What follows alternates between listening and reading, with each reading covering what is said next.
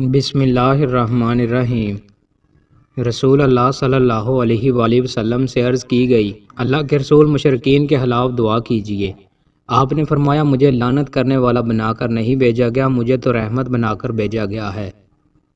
رسول اللہ صلی اللہ علیہ وآلہ وسلم نے ارشاد فرمایا، جو شخص نیند یا بھول کی وجہ سے وتر نہ پڑھے تو جب اسے یاد آئے یا جب وہ بیدار ہو تو وتر پڑھ لے۔ رسول اللہ صلی اللہ علیہ وآلہ وسلم نے ارشاد فرمایا، جنت کے درختوں کے تنے سونے کے ہوں گے۔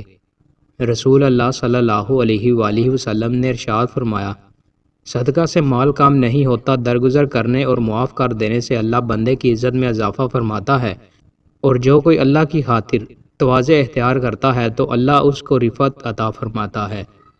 رسول اللہ صلی اللہ علیہ وآلہ وسلم نے ارشاد فرمایا، بے شک اللہ نے میری امت کے دلوں میں پیدا ہونے والے وسوسوں سے درگزر فرمایا ہے جب تک کہ وہ ان کے مطابق عمل نہ کر لیں یا بات نہ کر لیں۔ رسول اللہ صلی اللہ علیہ وآلہ وسلم نے ارشاد فرمایا، مسلمان کے لیے حلال نہیں کہ وہ 3 دن سے زیادہ اپنے مسلمان بھائی سے تعلق توڑے۔ رسول اللہ صلی اللہ علیہ وآلہ وسلم نے ارشاد فرمایا، جب تم حیا نہ کرو تو جو چاہے کرو۔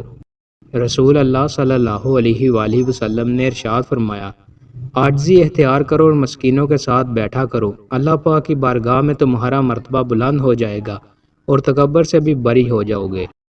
شوہر کو ستانے والی عورت۔ رسول اللہ صلی اللہ علیہ وآلہ وسلم نے ارشاد فرمایا، جب کوئی عورت اپنے خاوند کو ایذا دیتی ہے تو جنت کی حوروں میں سے اس مرد کی بیوی حور کہتی ہے، اللہ تجھے تباہ کرے، اس شخص کو تکلیف نہ دے، یہ تو تیرے پاس مہمان ہے، عن قریب تجھے چھوڑ کر ہمارے پاس آنے والا ہے۔